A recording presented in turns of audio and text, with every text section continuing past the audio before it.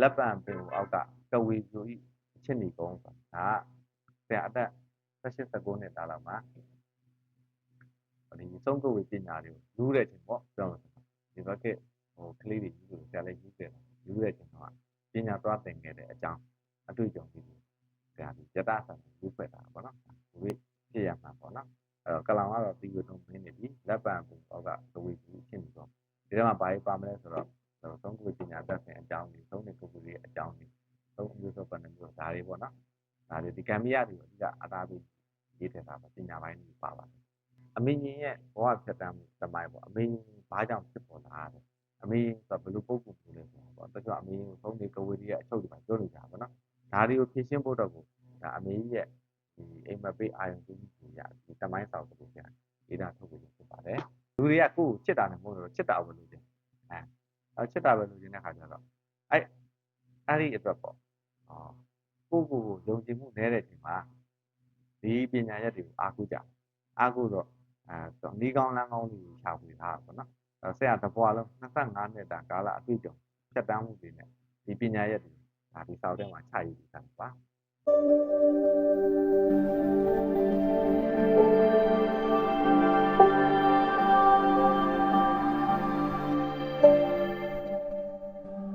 စာအုပ်တွေကတော့ဆရာဒီဖြန့်ချီကိုကိုလက်စာပေကိုအပ်ထားပါဆိုတော့တနိုင်ငံလုံးတိုင်းတာကိုစာအုပ်ရောက်ကြတဲ့ဆိုင်တွေမှာလည်းရောက်မှာဆိုင်တိုင်းဒီပါမှာရှိမှာပါအဲ့တော့ဆရာနောက်ဆုံးထုတ်တာပေါ့ကိုတွေ့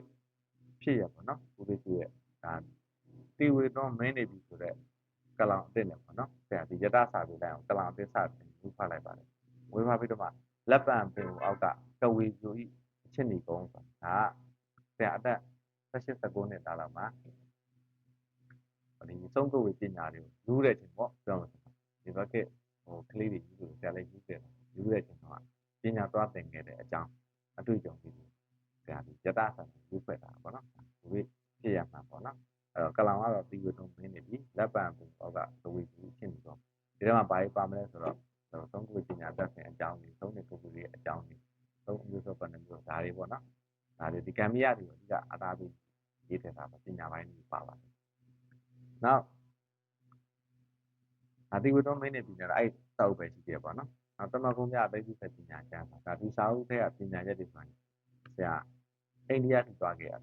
သွားပြီးမှဒီပညာကိုခက်ခက်ရှာဖို့မှာပေါ့နော်ဟိုတော့ဆရာတယောက်တည်းပဲသိဆရာသိတာနောက်ဆရာတစ်ပည့်လေးနည်းနည်းပါးသိကောင်းတဲ့ပညာရက်ကလူများများသိလို့ပူကောင်းလို့ဆိုမှဆရာဖြန့်ချင်လိုက်တာပေါ့နော်တမကုန်းပြတမကုန်းပြဆိုတာတမကုန်းပြဆိုတဲ့အတိုင်းတမကုန်းဘယ်လိုပြရမလဲဖြစ်အချလောင်းနေပါလေအဲ့ဆရာစာအုပ်ထုတ်တာပါနောက်အခုသလိုလေးရနောက်ဆုံးထားတာကိုတွေ့အရန်ကုန်းတော့ပရိစိတ်ပြီပေါ့နော်အဲ့ဒါဆရာပရိဘယ်လိုစိတ်တယ်ဘယ်လိုကျင့်တယ်ဆိုတာပေါ့နော်ဒါကိုယူတာပြီးထားတာပါနောက်အိစာတရား definite ပညာနဲ့သိကြတာပေါ့ဒါကတော့ဒီစာအုပ်ကျတော့အိစာတရားမေးပြီးသိကိုင်းဝင်ခိုင်းလူကိုင်းတာတွေအတွက်ဒါဒီပညာသက်ဆိုင်ခြင်းနဲ့ထားရေးထားပြီးသားပါဒါက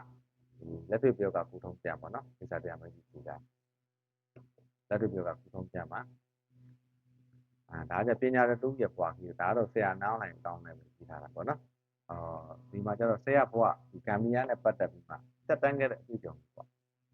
ဆရာနောက်ဘယောကကုသခဲ့တဲ့ခုပွဲလေး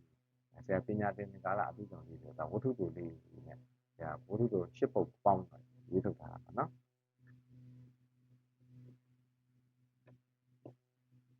ဟုတ်ဒါကတော့နည်းနည်းကြည့်ပါလိမ့်သောက်ကနော်နေရင်ဝိဇ္ဇာနလန်မောပုံပြန်တော့ဒီစာကဆရာမတော်မရှိတော့ဘူးနမူနာထားမှတော့မကြမ်းတော့တာတပည့်စီကနေဆရာရှိပြီးပြပေးတယ်ခုချိန်ဒီအမှုများပဲဒါပေမဲ့ဆရာဒီစာအုပ်ကိုပြန်မရိုက်ဖြစ်ပြီးထုတ်ပါနောက်တစ်နှစ်လောက်တော့ရိုက်ချင်ကြိုက်မှာပေါ့နော်စာအုပ်အစ်စ်ကိုဆက်ထွက်ချင်တဲ့ခါကျအဟောင်းဘက်ကိုမထည့်နိုင်တဲ့သဘောပါအမေးရလည်းအများများတယ်ဒါပေမဲ့ဆရာဒုတိယချိန်ကြိုက်ဘူးဆိုတော့ပြင်ဆင်တာတွေဖြစ်ဆိုတာလုပ်ချင်ပြီလို့ပြောလို့တိုင်းဆောင်တာပါလို့နော်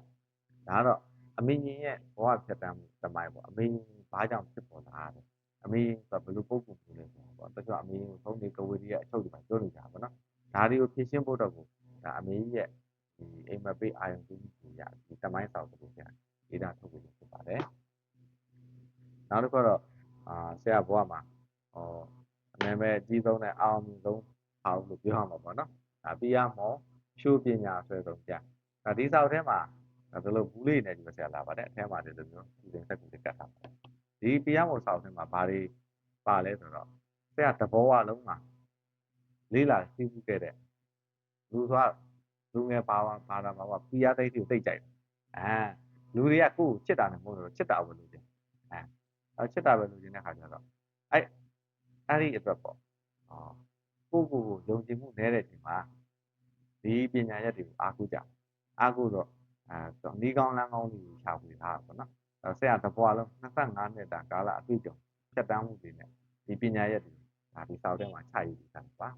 အစင်လိုက်ပဲမော်စင်တက်တာဆိုတာအစင်လိုက်ပဲနော်ပီရဆိုတော့ယောက်ျားမိန်းမချစ်တာမျိုးမဟုတ်ဘောကအောင်မြင်မှုအတွက်ဘယ်လိုကျင့်ကြံရမလဲဆိုတဲ့အရာတွေကပါနောက်ဒါတော့ဂိုင်းလူဂိုင်းသားတွေအတွက်အထူးထုတ်ထားတာပေါ့နော်ဒါအိစ္ဆာတရားမိတ်တွေဂိုင်းနောက်ရွှေရင်ဆိုတော့အိစ္ဆာတရားနှစ်ကိုင်းလုံးသုံးကျင်ပါတယ်ပေါ့နော်အဲ့တော့အထူးအဖြစ်အိစ္ဆာတရားမိတ်တွေဂိုင်းလူဂိုင်းသားတွေအတွက်ပါသိတိကျင့်တဲ့ဆက်မလန်းဆိုဒီဂိုင်းတော့အထက်လန်းပညာပြန်မှာပညာစကန်3ချက်ပေါ့နော်ပထမစကန်ဒုတိယစကန်တတိယစကန်ဘုဒ္ဓမယ်ဆိုတာဒါတွေထုတ်တာပါခုနောက်ထပ်မကြခင်ရက်အနှဲငယ်လူတွေမှာ3-4ရက်မှာလာဘမော်ဆိုတဲ့စာအုပ်ထုတ်ဖို့ရှိပါတ